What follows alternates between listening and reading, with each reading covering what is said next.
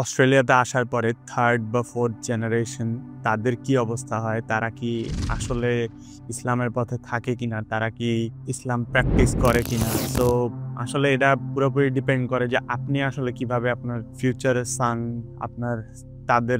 তাদেরকে আপনারা কিভাবে আসলে বড় করতেছেন ওটার উপর পুরা জিনিসটা ডিপেন্ড করে। সো আমি এখানে যদি এক্সাম্পল দিতে যাই, আমার এক আঙ্কেলের সাথে মসজিদে নামাজ পড়তে গিয়ে পরিচয় হইছে। তো পরিচয় হওয়ার পরে মোটামুটি ভালো সম্পর্ক হয়ে যাওয়াতে ওই আঙ্কেল আমাকে আর আমার একটা ছোট ভাইকে একদিন উনার বাসায় দাওয়াত করছিল খাওয়া-দাওয়া করার জন্য।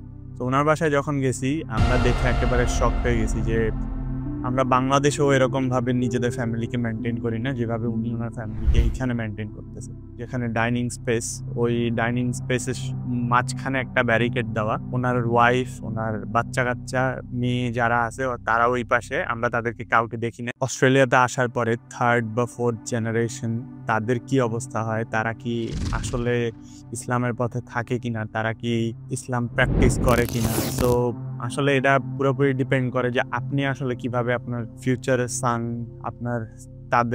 তাদেরকে আপনারা কিভাবে আসলে বড় করতেছেন ওটার উপর পুরা জিনিসটা ডিপেন্ড করে। সো আমি এখানে যদি এক্সাম্পল দিতে যাই, আমার এক আঙ্কেলের সাথে মসজিদে নামাজ পড়তে গিয়ে পরিচয় হইছে।